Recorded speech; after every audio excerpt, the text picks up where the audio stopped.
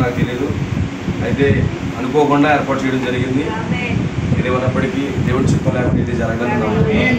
ఎందుకంటే మనకి క్షణంగా ఉంటాయి కానీ దేవుడికి ఏది కూడా క్షణం కాదు. ఎందుకంటే మనం ముందు నిర్ణయాన్ని నమ్ముతున్నటువంటి దేవుడి పిల్లలమై ఉన్నాం. అందుకే ముందు నిర్ణయాన్ని బట్టే మనం ఏ దినం ఎక్కడ ఉండాలో, ఏ సమయంలో ఎక్కడ దేవుడు స్తుతించాలో అటువంటి దేవుడు ముందుగానే నిర్ణయించాడని నేను నమ్ముతున్నాను.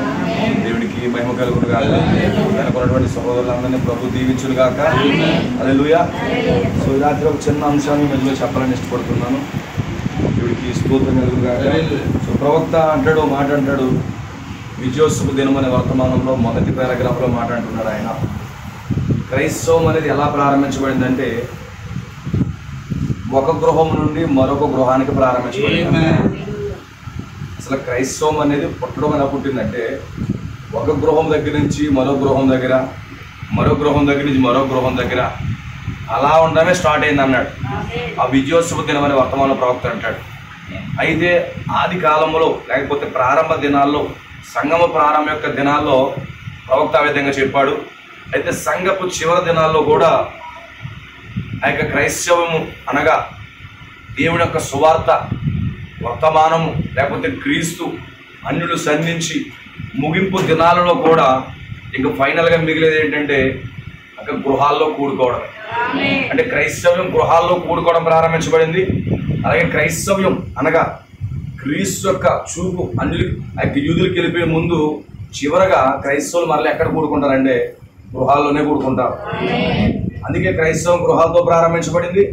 అలాగే క్రైస్తవులు ఎత్తబాటుకి మునుపు గృహాల్లోనే కూడుకుంటాం. ఫైనల్గా ర్యాప్చర్ జరుగుతుంది. దేవుని యొక్క ఆ యొక్క చూపు అంతా కూడా యూదుల మీదకి వెళ్ళిపోతుంది. అందుకే ఇప్పుడు గృహ కూడుక అనేది చాలా ప్రాముఖ్యం. ఫైనల్గా మనకు మిగిలేవి అవే. అందుకే గ్రహించండి, ప్రారంభ ఎర్లీ చర్చిలో ప్రతి గృహము ఒక చర్చిలో ఉండేదట. అంటే ప్రతి ఇల్లు ఒక సంఘంగా ఉండేదట. స్టెఫెన్ ఇల్లు ఒక సంఘంగా మార్చాడట. స్టెఫెన్ ఇల్లు ఒక సంఘంగా మార్చబడిందంట. తర్వాత ఫిలోమోన్ ఇల్లు ఒక సంఘంగా మార్చబడిపోయిందంట. ఓనిసెఫర్ ఇల్లు ఒక సంఘంగా మారిపోయిందంట. అంటే ప్రతి ఆ యొక్క మొట్టమొదటి కాలంలో ప్రతి ఇల్లు ఒక సంఘంగా మారిపోయిందంట. ఎందుకంటే ప్రతి ఇంట్లో కూడా వాళ్ళు సమాజంగా కూడుకుంటూ రొట్టె పిలుస్తూ వాళ్ళు అలా కాలం నడిపిస్తుండేవారు వాళ్ళు. అయితే ప్రారంభంలో ఎలాగైతే ప్రారంభించబడిందో ముగింపులో కూడా అదే స్థితికి రాబోతా ఉంది. అందుకే మన ప్రవక్త ఏమన్నాడు, ఆ దినము సమీపించగలది. ఏ దినము సువార్త అన్ని జనుల యొద్ద నుంచి యూదులకు వెళ్ళే దినం, లేకపోతే ఎత్తబడే దినం, లేకపోతే 1000 ఏండ్ల పాలనకి వెళ్ళే దినం. సో నిశ్చయంగా అలాంటి సమయంలో మరింత ఎక్కువగా మనం కూడుకోవాలన్నాడు. అందుకే గృహాల్లో కూడుకోవడం అనేది చాలా అద్భుతమైన విషయం. తప్పనిసరిగా ఏ విషయంలో కూడా ఈ చివరి దినాల్లో ఎక్కువగా గృహ కూడికలకు చాలా ప్రాముఖ్యత ఇవ్వాలి. ఏదో గృహ కూడికే కదా వీళ్ళు ప్రార్థన చేయడం వచ్చేయడమే కదా అని ఇంటికాడ ఉండిపోదాం ఎప్పుడు అనుకోవద్దు. ఎందుకంటే క్రైస్తవం ప్రారంభించబడింది గృహ కూడికలోనే, క్రైస్తవం ముగింపు కూడా గృహ కూడికలోనే జరగబోతాం. సో మీరు ఒక ప్రత్యక్షత పట్టుకుని ఈ ఫైనల్ డేస్లో గృహ కూడికల విషయంలో ఏమాత్రం కూడా జాగారకులై ఉండకుండా, బలహీనలై ఉండకుండా ఎక్కువగా కూడుకోవడానికి, మరింత ఎక్కువగా కూడుకోవడానికి ప్రయత్నం చేయండి. ఏదో ఇప్పుడు మనం ఇలాంటి ఒత్తిడి లేదు కాబట్టి, మనకి ఎలాంటి ఒత్తిడి లేదు కాబట్టి ఏదో సోమవారం వరకే కూడుకుంటున్నాం. రేపు సంఘాలు కానీ పెట్టకపోతే ఇంటింట ప్రతి దినము కూడుకోవాల్సిన పరిస్థితి. ఆ రోజు ప్రారంభం ఎర్లీ చర్చ్ ఏమైంది? ప్రతిరోజు కూటం, ప్రతిరోజు ప్రభురాత్రి భోజనం. అదే కదా ప్రారంభంలో జరిగింది. ప్రతిరోజు కూటం, ప్రతిరోజు ప్రభురాత్రి భోజనం. వాళ్ళు ఇంటింటా కూడుకుంటే ఎప్పుడు తెలుసా? క్రైస్తవులకి క్రైసిస్ జరుగుతున్నప్పుడు, అంటే ఒత్తిడి జరుగుతుంది. క్రైస్తవులు కనబడిన వాడిని కొట్టండి, కనబడిన వాడిని హింస పెట్టండి, వాళ్ళ ఆరాధన కూడుకోనవద్దు, యేసు నామం గురించి ఎవడన్నా బోధిస్తే వాళ్ళు పట్టుకోండి అనే విధానం అక్కడ వెళ్ళిపోయింది. అలాంటి సమయంలో వీళ్ళు గృహం దగ్గర కూడుకుంటూ, రహస్యంగా కూడుకుంటూ అక్కడ బోధకులు బోధిస్తూ అదే సమయంలో వాళ్ళకి రొట్టె విరుస్తూ ఉండేవారు. బైబిల్ని నమ్ముతున్నాను, ప్రారంభ సంఘంలో ప్రారంభ దినాల్లో ఆ విధంగా ఉంటే ఈ ఫైనల్లో కూడా ఆ విధంగానే ఉంటుంది. అందుకే ఒక సంఘం ప్రారంభించబడాలన్నా ఏదో సాధారణంగా ఒక గృహం నుంచి స్టార్ట్ చేస్తున్నాడు ఆయన. ఒక గృహాన్ని దేవుడు ఎన్నుకుంటాడు, ఆ గృహం దగ్గర కూడికి పెడతారు, ఆ కూడికి నుంచి అలా చర్చ అవుతుంటుంది. తర్వాత అందరూ సంఘంలో కూడుకుంటారు తప్ప అంతకంటే ముందు ఒక సంఘం ప్రారంభించబడాలంటే ఎవరో గృహం తెరవడం, ఆ గృహంలో గోడకి పెట్టడం, ఆ అరుగుల మీద లేకపోతే ఆ వరండాలో గోడలు పెట్టి అలా సాగిస్తూ ఉంటారు పరిచర్య ప్రారంభం.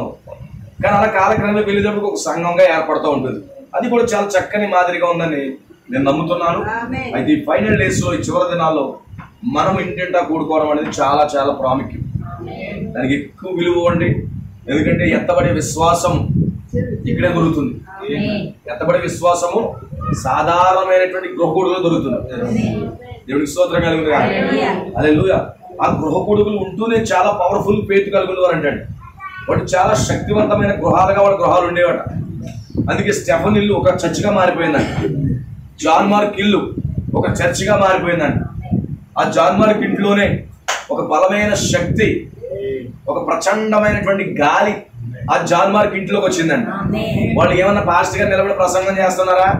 No sir. ఆ సంఘం అంతా నిలబడి కూర్చుని వాళ్ళు రాత్రి పగలు ప్రార్థన చేస్తా ఉన్నారు. అక్కడ ప్రసంగాలు ఏమీ లేవు.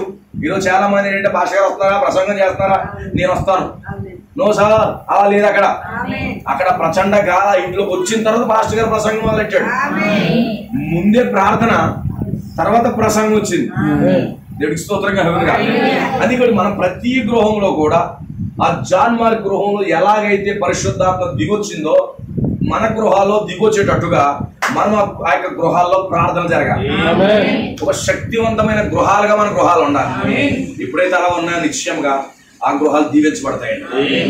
దేవుడికి స్తోత్రం కలుగుతుంది. అందుకే మీరు అనాలి, నా ఇల్లుని సంఘంగా మార్చేయండి, నా ఇంటి దగ్గర కూటమి పెట్టండి అని పోటీ పడుతూ పెట్టుకోవాలట. దేవుడికి స్తోత్రం కలుగునుగా. పోటీ పడుతూ దేవుడికి స్తోత్రం కలుగునుగా. ఆ ప్రారంభ దినాల్లో భోజన కార్యక్రమాలు కూడా ఏమీ లేవు. మిర్చి బూందీలు లేవు, టీ కప్పులు ఏమీ లేవు. అసలు ఉపవాసమే ఉంది. వాళ్ళు ఎలాగా ఉపవాసంతో రాత్రి పగలు ప్రార్థన చేశారు వాళ్ళు. దేవుడి స్తోత్రం కలుగునుగా. ఈ రోజు ఎలా ఉంటుందంటే మన ట్రెడిషన్, ఏళ్ళకి డబ్బులు లేవు కాబట్టి నెక్స్ట్ వీక్ పెట్టుకుంటాం. అలాంటి సెక్షన్ పెట్టకండి. ఏమున్నా లేకుండా కనీసం మంచి తీసి పంపించండి, కానీ ఫోటో మాత్రం ఆపుకోకండి.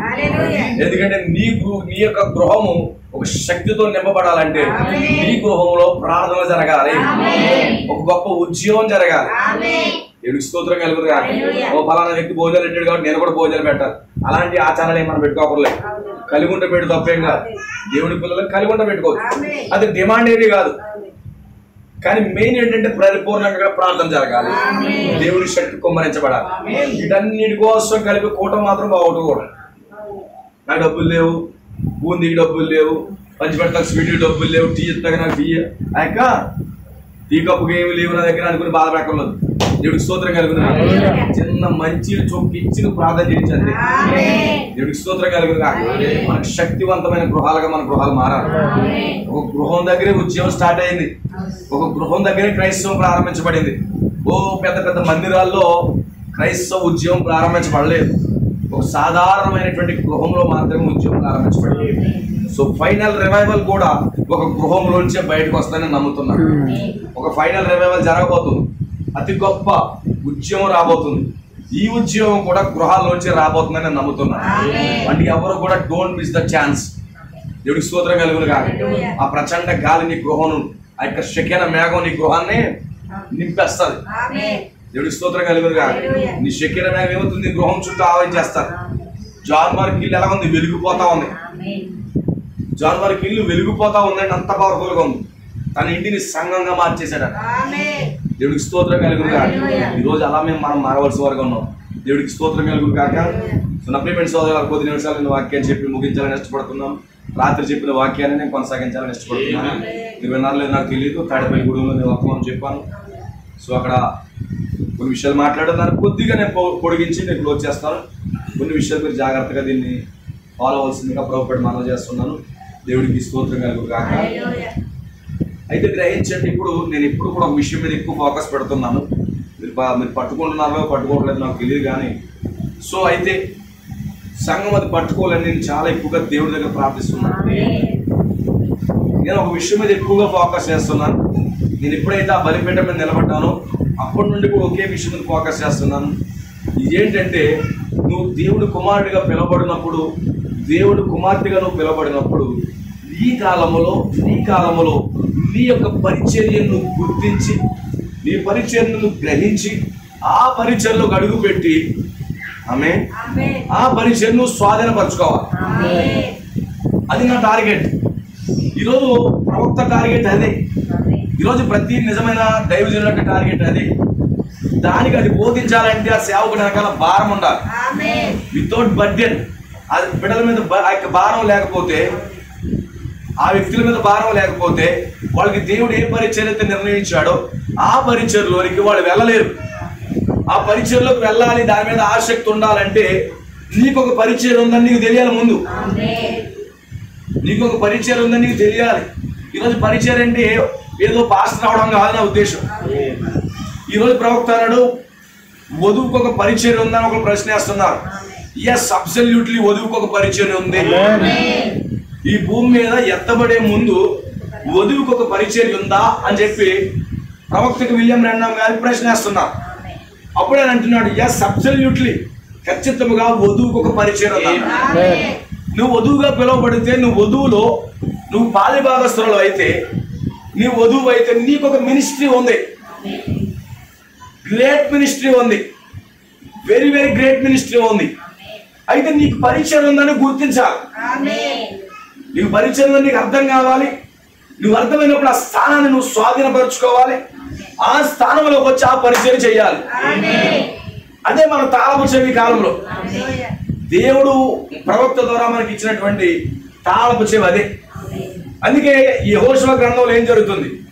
వాళ్ళు యెహోషువ గ్రంథంలో వాళ్ళు యోర్దాను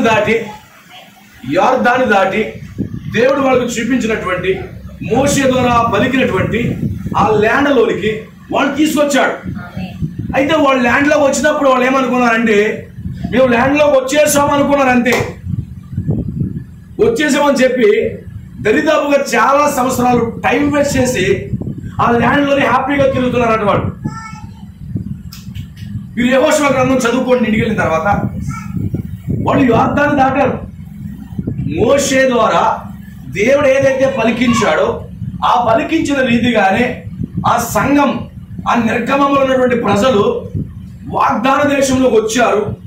కానీ వారికి దేవుడు ఇచ్చినటువంటి స్థానాల్లో వాళ్ళు రాకుండా వాళ్ళు తడువు చేయడం ప్రారంభించాడు అన్నాడు.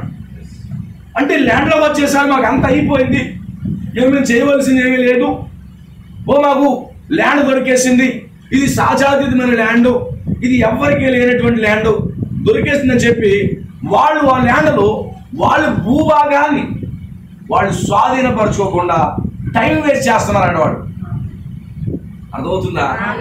వాళ్ళు టైం వేస్ట్ చేస్తున్నారంట. వాళ్ళు రావడం యోర్దాను దాటి వచ్చేసారు, కానాన్లో ప్రవేశించేశారు. కానాన్లోకి వచ్చిన నీ ప్లేస్ అది, నీ ప్లేస్ ఇది అని వాటిపై ఆలోచన లేకుండా వాళ్ళు వెళ్ళి ఏం చేయాలి? ఇది యోధా గోత్రాన్ని, ఇది రూబేన్ గోత్రాన్ని, ఇది ఎఫ్రాయిం గోత్రాన్ని, అది ఇస్సాకారు, జెబులోను, నఫ్తాలి, ఈ యొక్క మనషే, ఈ గోత్రాలు ఇది అని చెప్పి ఎవరికి వాళ్ళు భూభాగాన్ని స్వాధీనపరచుకుని వాళ్ళు ఆ భూమిని పట్టుకోవాలి వాళ్ళు.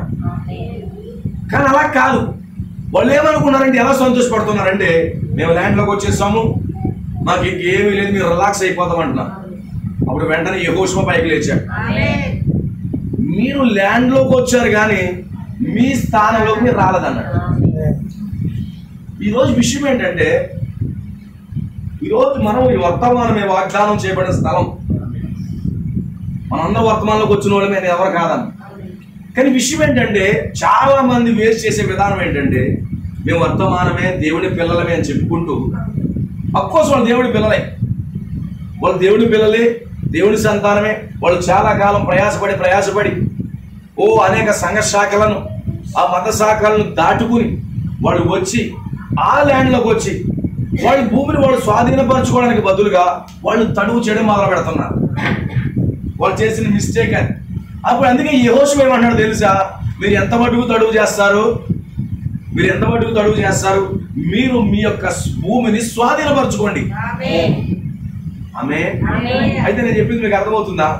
ఇప్పుడు వర్తమానంలో రావడం ఒక ఎత్తు అయితే, నీకు ఈ వర్తమానములు ఈ యొక్క కానాను దేశంలో నీకు ఒక ల్యాండ్ ఉంది, నీకు ప్రత్యేకంగా ఒక పరిచర్య ఉంది. అనే పరిచర్య తెలుసుకోకుండా నేను ఇంకా వర్తమానమే, నేను ఇంకా చర్చికి వెళ్తున్నాను, గ్రోపుకి వెళ్తున్నాను తెలుసుకుని తిరగడం అంటే టైం వేస్ట్ అన్నాడు. నువ్వెన్నెన్నో ప్రసంగాలు వినొచ్చు, ప్రతి కూటానికి రావచ్చు, నువ్వెన్నెన్నో చేసినప్పటికీ కూడా నిజంగా నీకు ఒక భూమి ఇవ్వబడింది, నీకు ఒక పరిచయం ఇవ్వబడింది అని తెలుసుకోకుండా నువ్వు అలా తిరగడమే టైం వేస్టింగ్ అన్నమాట. ఈరోజు నిజంగా ఈ మెసేజ్లో జరుగుతున్నది అదే. ఈరోజు కోట్ల మంది మెసేజ్లోకి వచ్చారు, లక్షల మంది మెసేజ్లోకి వచ్చారు అని. బట్ ఏంటంటే ఈరోజు జరగవలసింది, ఈ యోధా గోత్రానికి పలానా చోట్ల ల్యాండ్ ఉంది అన్న సంగతి వాళ్ళు మర్చిపోయి వాళ్ళు ఏం చేస్తారో తెలుసా? మేము వాగ్దాన దేశంలోకి వచ్చాము, మాకు ఏమీ లేదు, మేము తిరగవచ్చు, అక్కడికి వెళ్ళొచ్చు, మేము పార్టీలు చేసుకోవచ్చు అనుకుంటున్నారు తప్ప వీళ్ళు స్వాధీనపరచుకోవలసినటువంటి భూమిని మాత్రం స్వాధీనపరచుకోవట్లేదు. That is the mistake. ఈరోజు వాగ్దాన భూములు ఉంటే మనం ఏం సరిపోతుంది అనుకోవద్దు. నీ భూమిలో నీ జెండా పాతాలక, నీ భూమిలో నువ్వు అడుగు పెట్టాలి. కాలేబు ఉన్నాడు, కాలేబు గేట్లు వాగ్దానం చేయబడింది ల్యాండ్ హెబ్రోన్. ఆ పర్వతము నాదన్నాడు, ఎందుకంటే ఆ పర్వతం ఆల్రెడీ మోసే దాన్ని ప్రవచించాడు. ఇప్పుడు ఏం చేస్తున్నారు? యోధా గోత్రంలో తడువు చేస్తున్నారు. హెబ్రోన్ ఉందని తెలిసినా కానీ తడువు చేస్తున్నారు ప్రజలు. నీకు అర్థమవుతుందా? ఈరోజు మనం అనుకుంటున్నాం చాలా కార్యాలు ఉన్నాయి మనం అనుకుంటున్నాం, కానీ ఇంకా తడువు చేస్తా ఉన్నాం. ఆ యొక్క దానికి మనం స్వాధీనపరచుకోవడానికి మనం వెళ్ళకపోతున్నాం. ఈరోజు ప్రజెంట్ మినిస్టర్ అక్కడే ఉంది. అంటే నేను ఏం చెప్పడానికి ప్రయత్నిస్తున్నానంటే, నువ్వు వర్తమానాలకు రావడం 100% కరెక్టే. బట్ అయితే నీకు ఒక పరిచర్య ఉంది, నేను ఒక వధువు అన్న సంగతి నీకు తెలియాకొస్తాను. నీకు తెలిసిందనుకో, ఇప్పుడు అక్కడ ఆల్రెడీ ఉదాహరణకు చెప్తున్నాను, ఇంకా వర్తమానంలోకి వెళ్ళట్లేదు, నేను బేసిక్స్ మాట్లాడుతున్నాను. అక్కడ కాలేబుకి హెబ్రోను స్వాస్థ్యం వాగ్దానం చేయబడింది.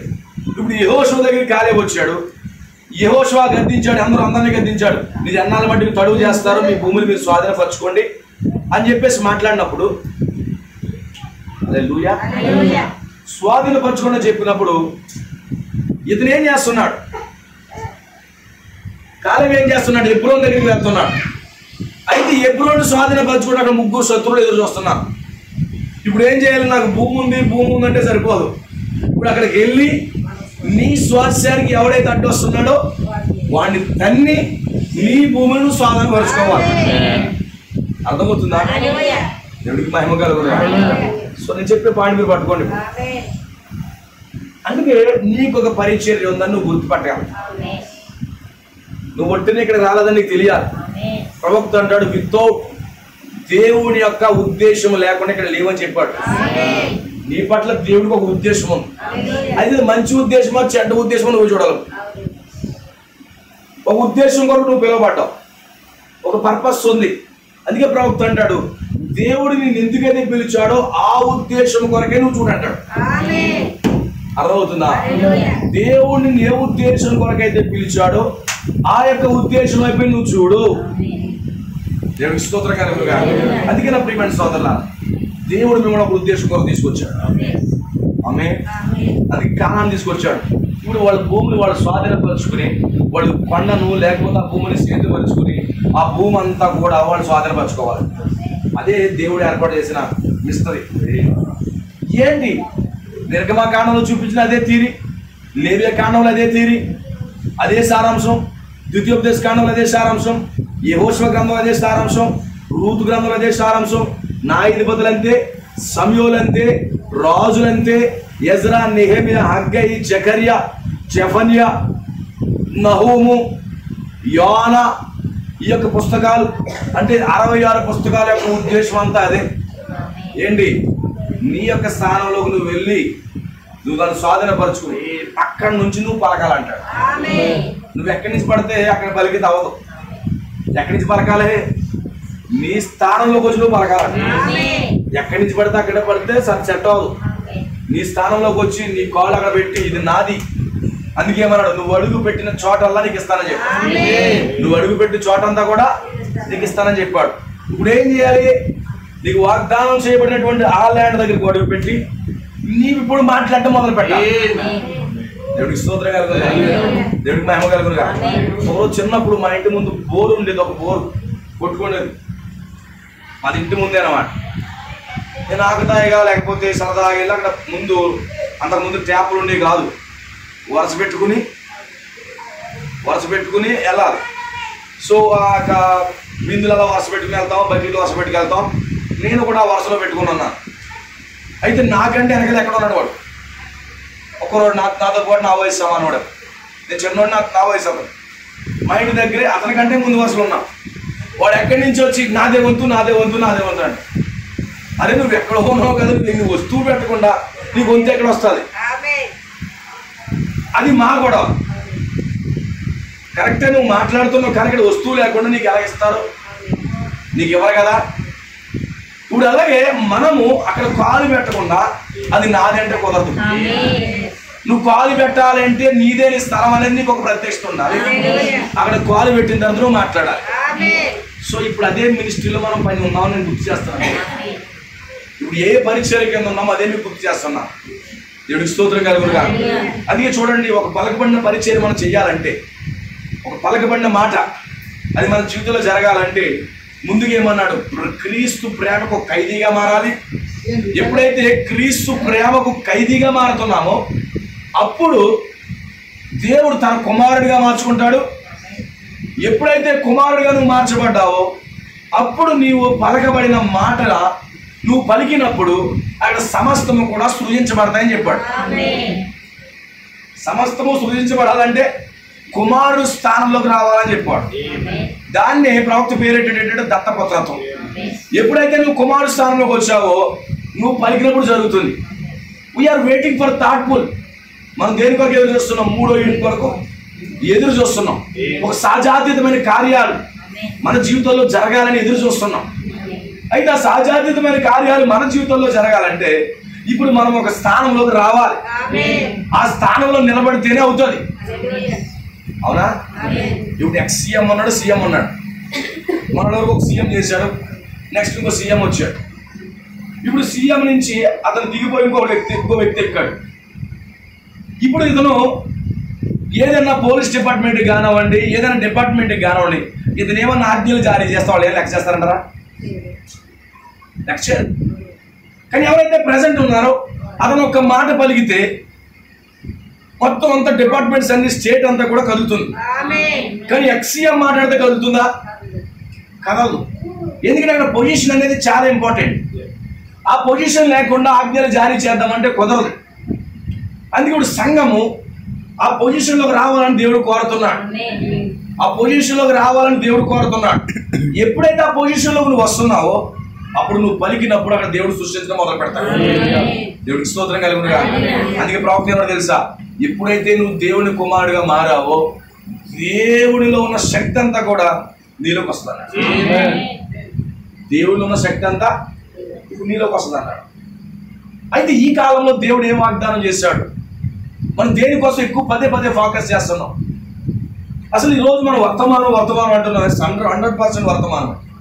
అయితే ఈ ఫైనల్ డేస్లో దేవుడు వాగ్దానం ఏం చేశాడు మనకి? ఈ ఫైనల్ డేస్లో, ఈ చివరి దినాల్లో దేవుడు మనకు వాగ్దానం చేసింది ఏంటి? మనం దేని కొరకు ఎదురు చూస్తున్నాం? ఇప్పుడు గోయలు బయటికి వెళ్ళిపోమను, గోయలు బయటికి వెళ్ళిపో, తీసుకెళ్ళిపోండి మనం బయట. అర్థమవుతుందా? మనం ఎక్కడికి వచ్చేసాం? ఫైనల్ స్టేజ్కి వచ్చేసాం. అందుకే ఈ చివరి దినాల్లో దేవుడు ఏం ప్రామిస్ చేశాడు మనం గుర్తుపెట్టుకోవాలి. దేవుడు మనకి ఏం ప్రామిస్ చేశాడు, మనం ఈ చివరి దినాల్లో ఏం పొందుకోవాలన్న దాని మీద ఆసక్తి పెట్టాలి. అది అందరూ పెట్టలేరు, కానీ చూసింగ్ వన్స్ మాత్రం పెడతారు. అసలు వాగ్దానం అన్న సంగతి మనకు తెలియదు. అసలు ఈరోజు దేవుడు ఎలాంటి వాగ్దానం చేశాడు అన్న సంగతి చాలా మంది ప్రజలకు తెలియదు. దేవుడికి స్తోత్రం కలుగునుగా. సో నా ప్రియమైన సోదరులకు జాగ్రత్తగా గ్రహించండి. నేను ఎప్పుడో చెప్తున్నాను, ఈ కాలానికి ఒక స్వారీ జరగబోతుంది. దానినే వధువు స్వారీ అని పిలుస్తున్నాడు. ఈ కాలానికి దేవుడు ఒక వాగ్దానం చేశాడు, అది వధువు స్వారీ అని చెప్పాడు. ఇప్పుడు సంఘము ఆ వధువు స్వారీ కొరకు ఎదురు చూడాలి. అంత మాత్రమే కాదు, ఆ వధువు స్వారీ కొరకు సంఘము ఖచ్చితంగా అభిషేకించబడాలి.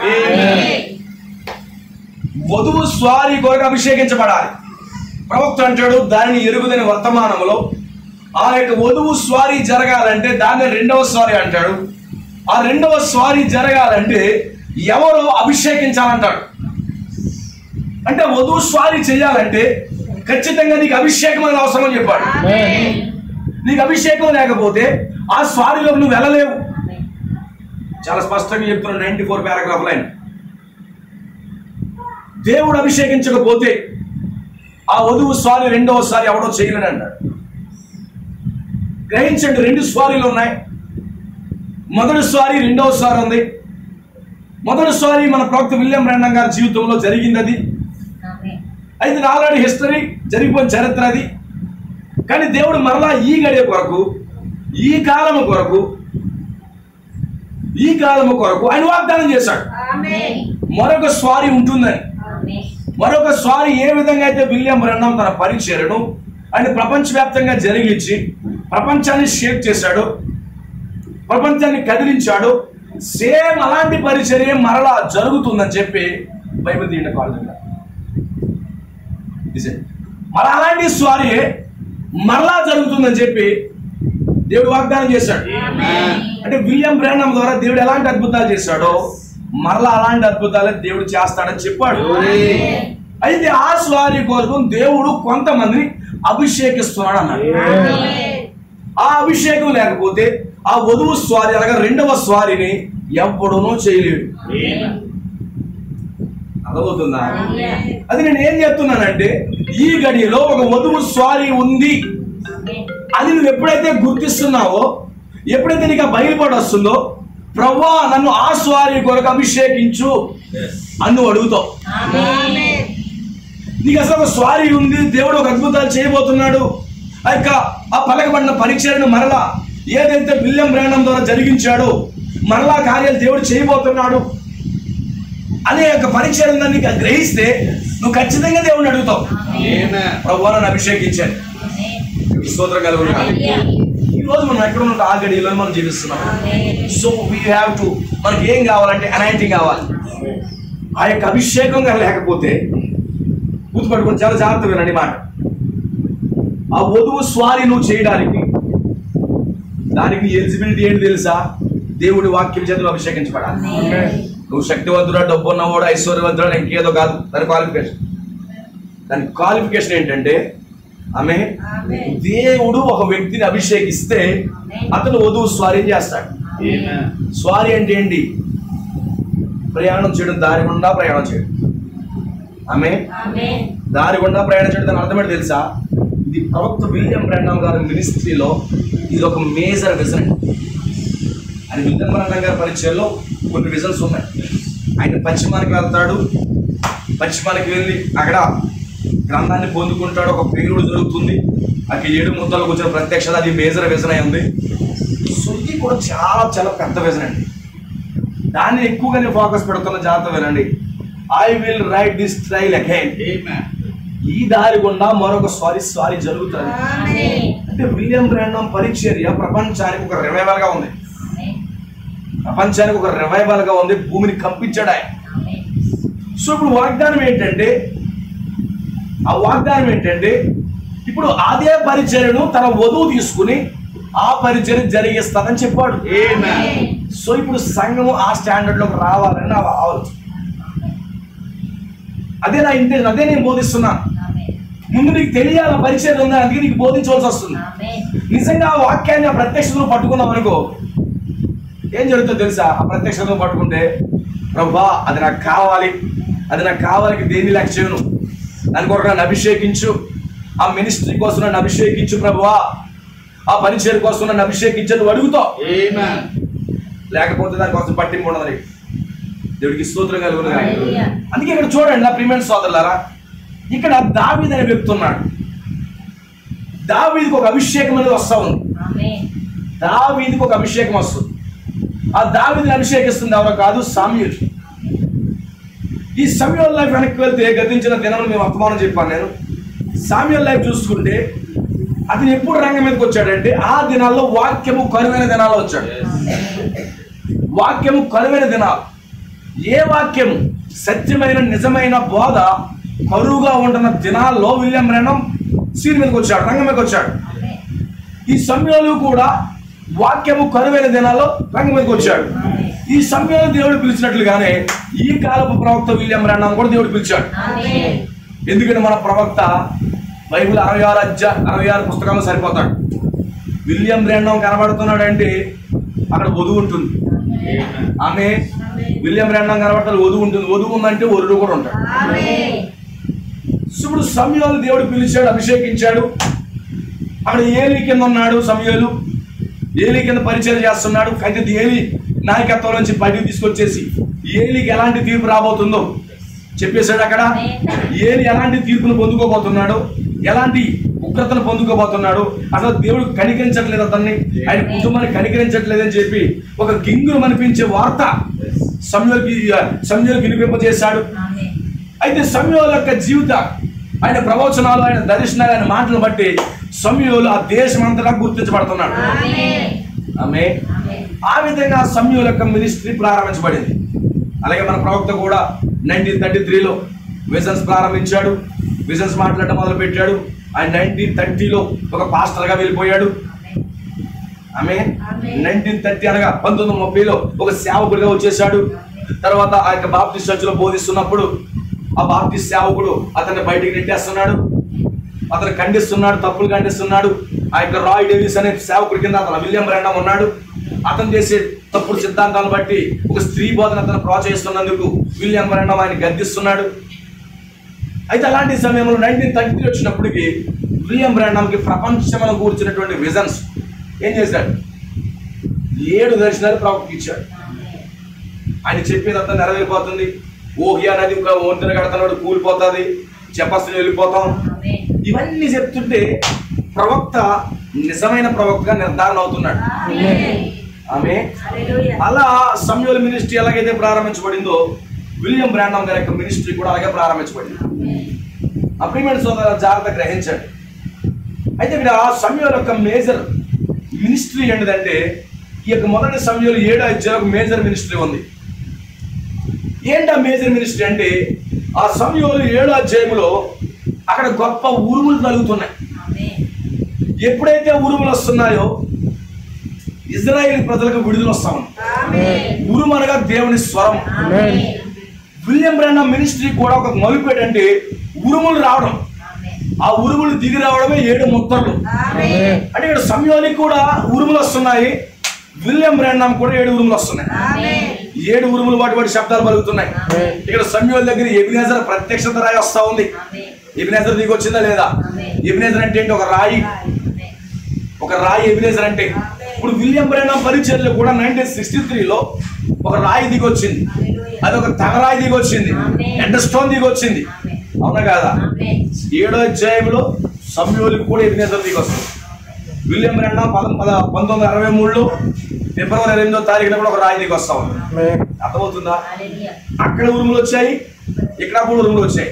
ఉరుము అంటే డబ్డబ్ అనేది కాదు, ఉరుము అనగా దేవుడి స్వరం. వాక్యము రివీల్ అయ్యింది. ఈ 63లో కూడా వాక్యము రివీల్ అయ్యింది. వాక్యం ఎప్పుడైతే రివీల్ అయ్యిందో ఇజ్రాయేలు ప్రజలు ఫిలిష్తీయుల చేతిలో నుంచి విడిపించబడుతున్నారు. ఎప్పుడైతే వాక్యం సంపూర్ణంగా రివీల్ అవుతుందో దేవుని పిల్లలు, నిజమైన దేవుని పిల్లలు ఆ సంఘ శాఖలు విడిచిపెట్టి ఎక్కడికి వస్తున్నారు? ఉరుముల కిందకు వస్తున్నారు. ఈ రోజు మనం అందరూ ఎక్కడికి వచ్చాం? 7 ఉరుములు వర్తమానం కింద మనం దేవుడు తీసుకొచ్చాడు. ఈ సంఘ శాఖలన్నీ 7 ఉరుములు వర్తమానానికి బయట ఉన్నారు, కానీ దేవుని పిల్లలుగా మనము 7 ఉరుములు వర్తమానం కిందకి వచ్చేసాం. అర్థమవుతుందా? దేవుడికి స్తోత్రం కలుగును గాక. అదే సమయంలో సమూయేలు సౌలును అభిషేకించాడు. ఈ సమూయేలు ఎవరో విలియం బ్రాండం మాదిరిగా ఉన్నాడు. ఈ సౌలు ఎవరంటే పెంతెకోస్తు సంఘానికి మాదిరిగా ఉన్నాడు. ఈరోజు విలియం బ్రాండం కూడా పెంతెకోస్తులకు వాక్యాన్ని ఇచ్చి అభిషేకించాడు. బట్ వారి యొక్క అభిషేకాన్ని వారు కాపాడుకోలేదు. వాళ్ళు కేవలం వాళ్ళ పేరు ప్రఖ్యాతుల కొరకు, వాళ్ళు ఫేమస్ అవడం కోసం దాన్ని వాడుకున్నారు. గ్రహించిన ప్రియమైన సోదరుల, వాళ్ళు ఫేమస్ అవడం కోసం, వాళ్ళు గొప్పలు చెప్పుకోవడం కోసం ఈ పెంతెకోస్తు వాళ్ళు, ఈ ఫుల్ గాస్పెల్ మినిస్ట్రీ వాళ్ళు, ఈ ఫుల్ గాస్పెల్ బిజినెస్ మ్యాన్స్ వాళ్ళు విలియం బ్రాండంను కేవలం వాడుకున్నారు. కానీ వాళ్ళు స్వార్థం వరకు వాడుకున్నారు. కానీ విలియం బ్రాండం యొక్క విధానము, విలియం బ్రాండం యొక్క ఇంటెన్షన్ సౌలులో లేదు, ఈ పెంతెకోస్తులో లేదు. అందుకే సౌలు వాళ్ళు సౌలు చూసినప్పుడు బాధపడ్డాడు. అలాగే పెంతెకోస్తు సంఘాలు చూసినప్పుడు కూడా విలియం బ్రాండం బాధపడ్డాడు. ప్రజలు తృణీకరించేశారు, విలియం బ్రాండం త్రోసేశారు, విలియం బ్రాండం పక్కన పెట్టేశారు. విలియం బ్రన్హం చాలా వేదన పడుతున్నప్పుడు ఏమన్నాడు? లేసెక్కిస్తున్నాడు. ఏమన్నాడు? ఈ పెంతెకొస్తు బేబీలకి సహజాతీతమైన కార్యాలు అర్థం కావాలి. ఏమన్నాడు?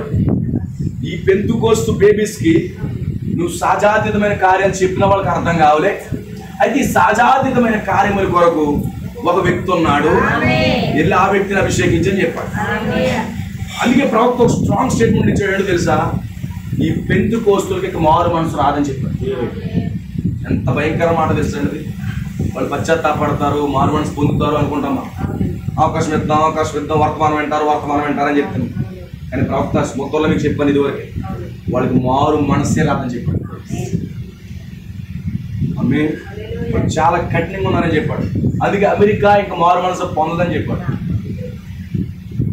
ఆమె అందుకే సౌలుకు మారు మనసు రాలే, దేవుడు విడిచిపెట్టేసాడు వాడు. అప్పుడు ఈ యొక్క సమూయేలు వృద్ధుడైపోతా ఉన్నాడు. విలియం బ్రన్హం కూడా వృద్ధుడైపోతా ఉన్నాడు. ఎలా ప్రభువుని దుఃఖపడుతున్నప్పుడు ఈ సమూయేలుకి దేవుడు ఆమె నువ్వు రామాలోకి వెళ్ళిపో, లేకపోతే బెత్లెహేము దగ్గరికి వెళ్ళిపో, అక్కడ ఒక కుటుంబం ఉంది, అక్కడ ఒక యెషయా ఉన్నాడు, అక్కడ ఒక కుమారుడు ఉన్నాడు, అతను అభిషేకించారు. ఇప్పుడు ఎక్కడికి వచ్చింది సమూయేలు వర్తమానము? యెషయా ఇంటికి వచ్చింది. యెషయా ఇంటికి వచ్చినప్పుడు అక్కడ అనేక మంది 7-8 మంది అన్నదమ్ములు ఉన్నారు. సమూయేలు వస్తుంటే భయపడ్డారు. సమూయేలు వస్తున్నాడు, రోషంగా వస్తున్నాడు. ఏంటి సమాధానంతో వస్తున్నావా? ఎస్, నేను సమాధానంతో వస్తున్నాను. దేవుడి స్తోత్రం కలుగునుగా.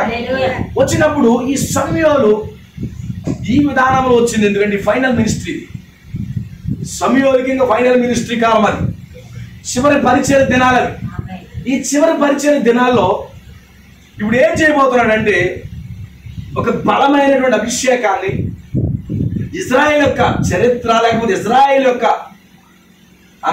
భవిష్యత్తు ఒక బలముగా ఏ విధంగా అయితే ఆ ఉరుములు దిగొచ్చి ఫిలిష్తీయుల చేతిలో నుంచి దేవుడి పిల్లలు విడిపించాడు, సేమ్ అదే విధంగా ఒక సూచక్రియ అద్భుతాలు చేయడానికి సౌలు మీద పెట్టాడు. సౌలు దాన్ని వాడలేకపోయాడు. అమాలేకులు చంపలేదు. అతను స్వార్థం కోసం దాన్ని ఉపయోగించుకున్నాడు.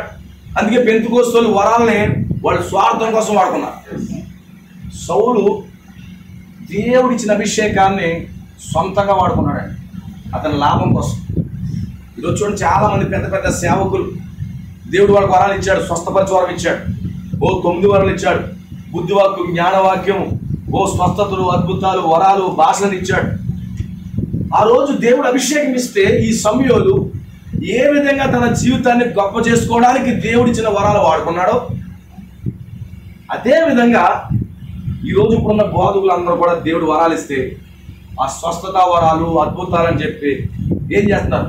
వాళ్ళు సొంతంగా ఫేమస్ అవుతూ దేవుని నామానికి బదులుగా వాళ్ళు వెచ్చించుకుంటూ వాళ్ళ దగ్గర డబ్బు సంపాదించుకుంటూ వాళ్ళు గడిపేస్తున్నారు. అందుకే సౌలు మీద అభిషేకం ఉంది. సౌలు మీద ఎప్పుడైతే అభిషేకం ఉందో ఏ దేశం వెళ్ళినా కానీ సత్య దిక్కులు జయించేస్తున్నారు. కానీ సౌలుకి ఇచ్చిన వరం ఏం చేస్తున్నాడో తెలుసా? ఆ వరాన్ని తన సొంతానికి వాడుకుంటాడు. దేవుని మహిమకు బదులుగా తన స్వార్థానికి వాడుకున్నాడు. ఎవరికైనా దేవుడు ఒక వరం ఇచ్చినప్పుడు అది దేవుని యొక్క మహిమ కొరకు వాడాలి. స్వార్థం కోసం వాడినప్పుడు దేవుడు ఆ వ్యక్తిని వదిలిపెట్టేస్తాడు. దేవుడు ఆ వ్యక్తితో ఇక ఉండడు. దేవుడికి స్తోత్రం కలుగునుగా. దేవుడు ఆ వ్యక్తితో ఇక ఉండడు, వదిలిపడేస్తాడు ఆయన. అందుకే వరం ఎప్పుడు కూడా దేవుని యొక్క మహిమ కొరకు మాత్రమే వాడాలి. దేవుడి యొక్క అభిషేకం ఎప్పుడు కూడా దేవుని మహిమ కొరకే వాడాలి. కానీ పెంతెకొస్తు నిలబట్టుకోలేకపోయారు. వాళ్ళు ఫేమస్ అవుతూ వచ్చారు, పెద్ద పెద్ద స్పీకర్లు అవుతూ వచ్చారు. మాకు అది, మేము ఇదని చెప్పుకుంటూ వచ్చారు. దేవుడికి స్తోత్రం కలుగునుగా. సౌలు ఎలాగైతే చేశాడో పెంతెకొస్తు కూడా తాము హెచ్చించుకున్నారు. అప్పుడు దేవుని యొక్క దృష్టి ఎవరి మీద ఉందంటే దావీదు మీద ఉంది. వెంటనే ఇప్పుడు ఏమన్నాడు? నువ్వు బెత్లెహేము వెళ్ళిపో, యెషయా కుమారులు ఉంటారని చెప్పినప్పుడు ఇప్పుడు ఏం చేస్తున్నావు? ఒక అభిషేకాన్ని పట్టుకుని, ఇది స్పెషల్ అనాయింటింగ్. గుర్తుపెట్టుకోండి, సౌలుకి ఇచ్చిన అనాయింటింగ్ లాంటిది కాదు. దేవుడు కూడా తెలుసండి ఎలాంటప్పుడు ఎలాంటి అనాయింటింగ్ దేవుడు వాళ్ళు. అన్ని సందర్భాల్లో ఒక రకమైన అభిషేకం దేవుడు అవ్వడు. సౌలు మినిస్ట్రీలో ఉన్నప్పుడు ఒక రకమైన అభిషేకాన్ని ఇచ్చాడు. అభిషేకం అంటే తెలుసా? దట్ ఇస్ మూడు. అభిషేకం ఏంటి? వాక్యం, ప్రత్యక్షత, పలిగిపోవడం, దేవుని యొక్క స్పర్శ, ఉత్తేజం. సౌలుకి ఒక రకమైనటువంటి అభిషేకం సమూయేలుకి ఇచ్చాడు. అందుకే గమనించండి, ఒక సేవకుడిని నీ కొరకు ఎలాగ అభిషేకిస్తున్నాడో కూడా ప్రాముఖ్యత. ఏ వాక్యముతో అభిషేకించి నీతో మాట్లాడుతున్నాడు అన్నది కూడా చాలా ప్రాముఖ్యం. దేవుడికి స్తోత్రం కలుగునుగాక. ఆమేన్. సమూయేలుకి ఆ యొక్క తైలపు గుడ్డిచ్చింది దేవుడే. సమూయేలుకి ఆ యొక్క ఏంటది కొమ్ము అభిషేకం ఇచ్చింది కూడా దేవుడే. అయితే గమనించండి, సమూయేలు లోపల నుండి అభిషేకం ఎవరి దగ్గరికి వెళ్ళాలంటే సౌలు మీదకి వెళ్ళాలి, దావీదు మీద కూడా వెళ్ళాలి. అంటే వాళ్ళు అభిషేకించాలంటే ముందు ఇతను అభిషేకించబడాలి. అర్థమవుతుందా? అయితే సౌలు అభిషేకించే ముందు సమూయేలు తైలపు గుడ్డు పట్టుకుంటున్నాడు. అందుకే ఒక ప్రేయర్లో కూడా నీకు ఎలాంటి లోతైన వాక్యం బోధిస్తున్నాడో కూడా ప్రాముఖ్యం. అందుకే కొరింథీయులకు ఒకలా బోధించాడు ఆయన, రోమీలకు ఒకలా బోధించాడు, తెస్సలోనికి ఒకలా బోధించాడు, కొలస్సీలకు ఒకలా బోధించాడు, తిమోతికి ఒకలా బోధించాడు, ఎఫెసీయులకు ఒకలా బోధించాడు. ఒక్కొక్కరికి ఒక్కొక్క విధాన అభిషేకం ఇచ్చాడు. అయితే గమనించండి, కొంతమందికి మాత్రం స్పెషల్ ఆయన ఇస్తున్నారు. సౌలుకి అభిషేకం ఇచ్చేటప్పుడు సమూయేలు దగ్గర తైలపు కొమ్ము లేదు, కేవలం బుద్ధి మాత్రమే ఉంది. కానీ ఎప్పుడైతే దావీదు రంగం మీదకి వస్తున్నాడో సమూయేలుకి రెవల్యూషన్ మారిపోతుంది. ఇది అర్థమవుతుందా? సమూయేలుకి రెవల్యూషన్ మారిపోతుంది. అందుకే పాస్టర్ ఎలాంటి రెవల్యూషన్ కలిగి ఉంటాడో బిలీవర్స్ కూడా అలాంటి రెవల్యూషన్ కలిగి ఉంటారు. ఆమె పాస్టర్ ఆ రెండవ స్వారీ కొరకు ఎదురు చూస్తే ఆ బిలీవర్స్ కూడా దాని కొరకు ఎదురు చూస్తారు. పాస్టర్ అదే మాట్లాడతారు. నీకు రెండవ స్వారీ కోసం బోధించాలంటే ఆ పాస్టర్ ఆ రెండవ స్వారీ కోసం తెలియాలి. ఈ రోజు ఆ రెండవ స్వారీ ఉందని, ఆ ఓవర్లాండ్ వాకర్ థీమ్ ఉందని, I will write this trail again అనేది అనే విషయము చాలా మంది బోధకులకు తెలియదు, కనుమరుగైపోయింది. ఆమె ఎందుకు కనుమరుగైపోయింది తెలుసా? సౌలుకి ఆ బోధ అవసరం లేదు. రెండవ స్వారీ కూర్చిన బోధ సౌలుకి అవసరం లేదు, కానీ రెండవ స్వారీని కూర్చిన బోధ దావీదుకి అవసరం. అనగా రెండవ స్వారీ సౌలు చేయలేడు, కానీ రెండవ స్వారీ దావీదు చేయగలడు.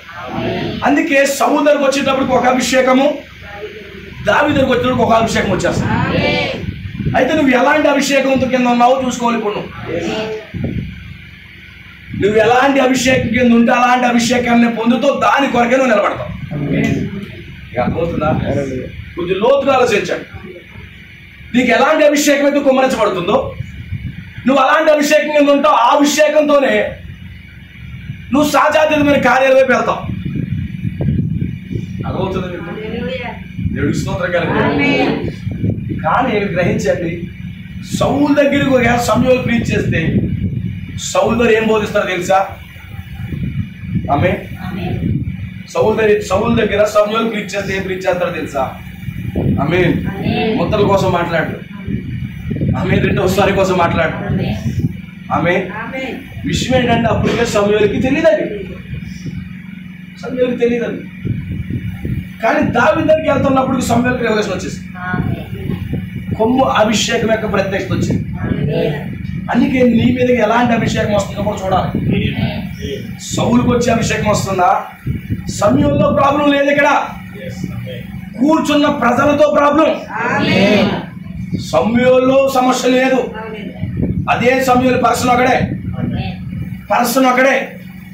జాగ్రత్తగానండి, పర్సన్ ఒకడే, కానీ కూర్చున్న ప్రజలతో సమస్య.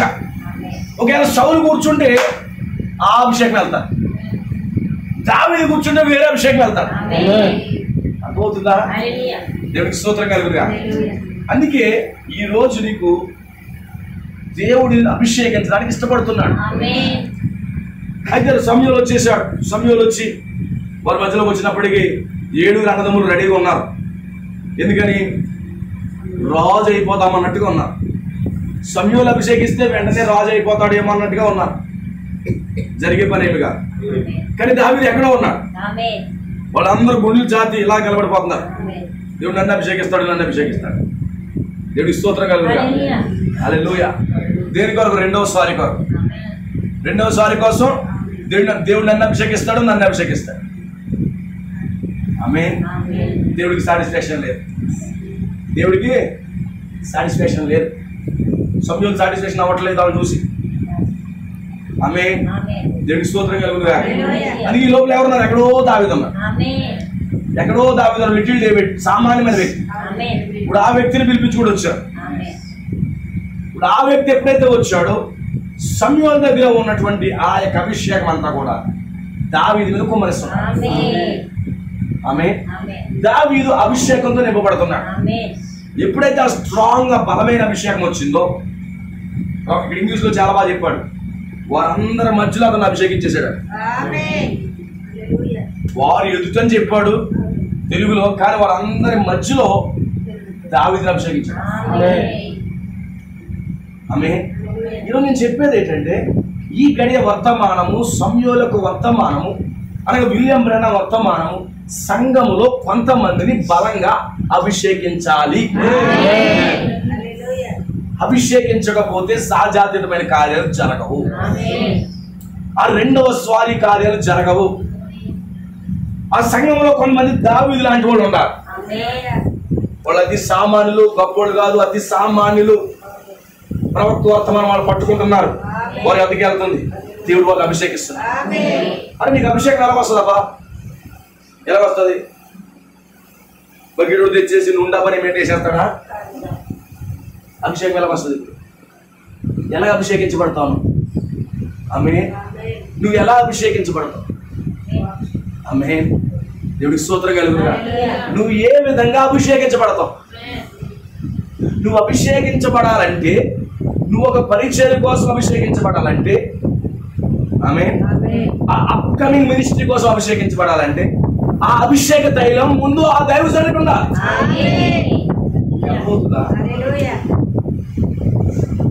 ఆమేన్. ఇప్పుడు రెండవ స్వారీ మీరు చేయాలంటే, ఆ రెండవ స్వారీకి వచ్చిన అభిషేకం, వాక్య బయలుపాటు, వాక్యము మీకు ఇచ్చే దైవజనుడు ఉండాలి. ఎప్పుడైతే అభిషేకం కుమ్మరించబడుతుందో, ఆమేన్, ఆ దైవజనుడు అభిషేకిస్తుంటాడు. ఆదివారం అభిషేకిస్తుంటాడు, సోమవారం అభిషేకిస్తుంటాడు, బుధవారం అభిషేకిస్తుంటాడు. ఏంటి అభిషేకిస్తున్నాడు? అతని దగ్గర చాలా స్ట్రాంగ్ అభిషేకం, స్ట్రాంగ్ అభిషేకం. 7 ముద్రల బుడ్డ ఉంది, రెండవ స్వారీ కూర్చొని బుడ్డ ఉంది, 3వ ఈడుపులు కూర్చొని బుడ్డ ఉంది. ఎప్పుడైతే ఆ 3వ ఈడుపులు కూర్చి బోధిస్తున్నాడో బోధకుడు, ఆ యొక్క వాక్యము ద్వారా అక్కడ ప్రజలు ఆ ఈడుపు యొక్క అభిషేకాన్ని నువ్వు స్పిరిచువల్ వ్యక్తి అయితే, ఆత్మ సంబంధం వ్యక్తి అయితే, వై ఎందుకు ఈ రాత్రి 3వ ఈడుపులు కూర్చి ఇక్కడ బోధించబడుతుంది? ఎందుకు ఈ రాత్రి సామాన్యమైనటువంటి ఈ గృహంలో, ఈ గృహ కొడుకులు 3వ ఈడుపులు కూర్చి ఎందుకు మాట్లాడుతున్నాడు దేవుడు? కొంతమందిని 3వ ఈడుపు వరకు దేవుడు ఆల్రెడీ తైలాన్ని పెట్టాడు ఇక్కడ. ఆ తైలాన్ని ఏం చేస్తున్నాడు? కొంతమందిలో పోసేస్తున్నాడు. కొంతమందిలో అన్నదమ్ముల మధ్యలో ఎవరికో పడిపోతున్నది. ఎలా పొందుతుంది అభిషేకం? నువ్వు ఈ చిన్న గృహ పురుదులో అభిషేకం మీద స్తోత్రగా. అభిషేకం వెళ్ళిన తర్వాత నీకు ఏమనిపిస్తుంది తెలుసా? అభిషేకం నీ లోపల కుదురుంచను. దేవుడికి స్తోత్రం కలుగుగా. నీకు ఎంత సహజాతీతమైన కార్యాలు చూస్తుంటావు. నువ్వు ఎప్పుడైతే 3వ ఈడుపుల గురించి బోధ వింటున్నావో, 3 ఈడుపు బోధతో నువ్వు అభిషేకించబడుతున్నావో, నీ మనసు అంతా కూడా cheap cheap cheap cheap tricks మీద ఉండదు. 3 ఈడుపు కార్యాల కోసం క్యాచ్ చేయగలుగుతున్నారా? దేవుడికి స్తోత్రం కలుగుగా. ఆమేన్. ఎందుకు ఇంత అభిషేక తైలాన్ని దేవుడు ఇస్తున్నాడు? నాకు అర్థం అవ్వలేదండి. నువ్వు నీకు తగ్గట్లేదు. ఆమేన్. హల్లెలూయా. నూనె నీకు వెళ్తాలేదు అప్పటికి. దేవుడికి స్తోత్రం కాదు. ఈరోజు రష్యా ఎలాగ అభిషేకించబడుతుంది సోదరుడా? రష్యా వాటికన్ మీద అనుభవం వేయడానికి ఎలాగ అభిషేకించబడుతుంది? ఇక్కడ వధువు ప్రీచింగ్ చేస్తుంటే ఇప్పుడు రష్యా అభిషేకించబడుతుంది. రైట్? వధువు ప్రవశిస్తూ ఉంటుంటే దేశాలు అభిషేకించబడుతున్నాయి. అదే సమయంలో ఇక్కడ దేవుడు మాట్లాడుతుంటుంటే ఆ రెండవ స్వారీ కొరకు, ఆ వధువు స్వారీ కొరకు దేవుడు ఇక్కడ కొంతమందిని అభిషేకిస్తాడా లేదా?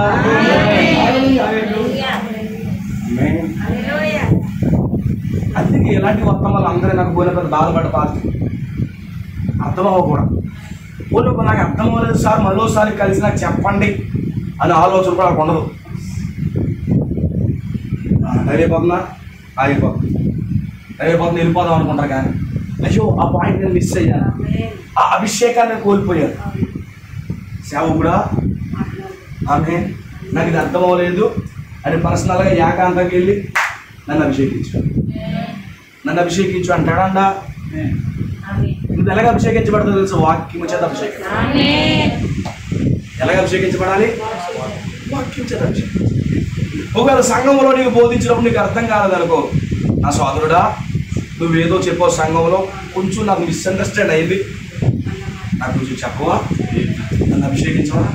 అవును నాకు కూర్చోబెట్టు సోదరుడా, ఇది మినిస్ట్రీ ఇది అని చెప్పేటప్పటికి ఆమేన్ నీకు వస్తుంటుంది లోపల నుంచి.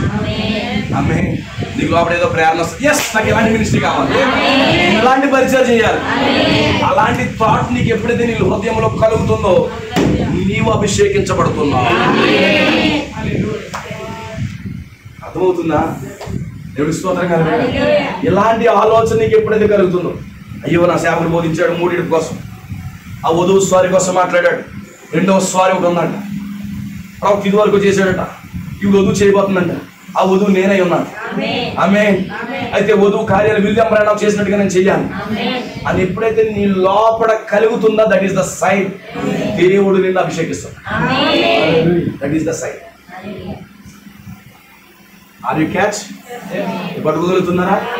దేవుడి స్తోత్రం కలుగుతుంది. సహజాతీయమైన కార్యాల కోసం ఎదురు చూస్తాం. ఇప్పుడు దేవుని సంఘాన వచ్చిన అభిషేకించబడి అర్థమవుతుందా? ఆమె ఒక విషయం చెప్తున్నాను. యోధా ఉన్నాడు, ఒక వ్యక్తికి నన్ను అప్పగించబోతున్నాడు, ఆమె నన్ను అప్పగించబోతున్నాడు, నువ్వు చేయవలసిన త్వరగా చేయి. ఏమన్నాడు? యేసు ప్రభు మాటలు వెళ్ళంట అతను అభిషేకిస్తాడు. వెంటనే రొట్టెలు తీసుకుని ఏం చేశాడు? ముంచి ఇచ్చేశాడు.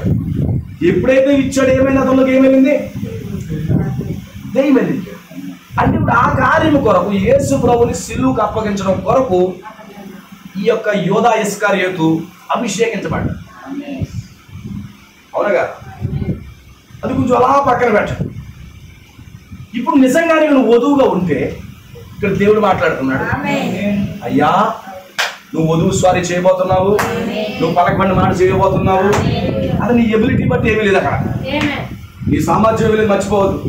నా సామర్థ్యాన్ని నేను చదువుకోలేదు, నాకు ఇంగ్లీష్ మొక్కలు తెలిసేటి ట్రైల్ అన్నాడు, ఎగైన్ అన్నాడు, సెకండ్ సారీ అన్నాడు, అవి ఏమీ నీకు తెలియకరు. నీకు తెలియవలసింది ఒకటే, నేను ఆ ప్రవక్త చేసిన తర్వాత నేను కూడా చేస్తానంట కదా, దాన్ని కొరకు నన్ను అభిషేకించు ప్రభువా అని ముక్కోటి తెచ్చి సరిపోదు. ఆమె ఎంతమందికి అర్థం చేసుకోవాలి?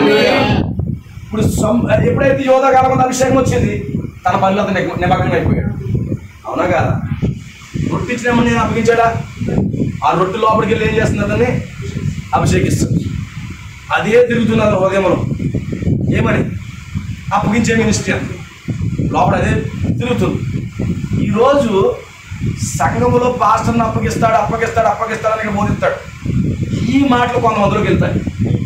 అతను లోపల అనుకుంటాడు, నేను అప్పగింతానేమో, నా కోసమే టార్గెట్ చేస్తున్నాడు అని. ఎప్పుడైతే అలాంటి ఆలోచన వచ్చిందో, you are the first person నువ్వు అప్పగించడానికి.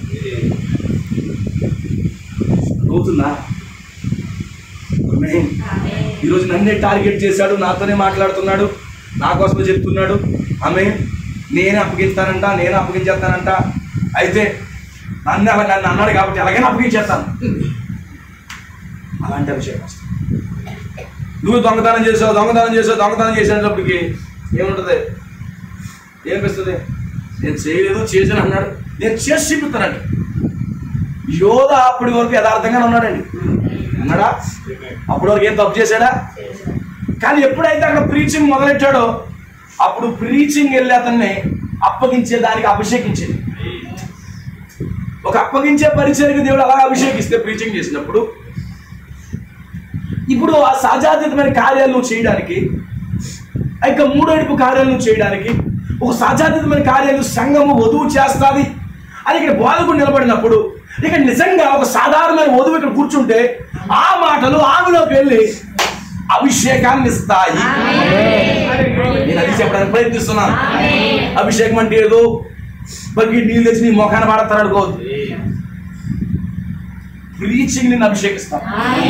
అందుకే ప్రీచింగ్ ని సేవకుడు బోధిస్తున్నాం, నిర్లక్ష్యం చేయకు. నీ అభిషేకాన్ని కోల్పోతావు. నీకు అది అర్థం కాక ఎక్కువ బాటలు పడుతున్నావు. అర్థం కాక నువ్వేం కోల్పోతున్నావు తెలుసా? ఆ వధువు స్వారీ కొరకు అభిషేకాన్ని కోల్పోతున్నావు. దేవుడి స్తోత్రం కలుగుతాడు.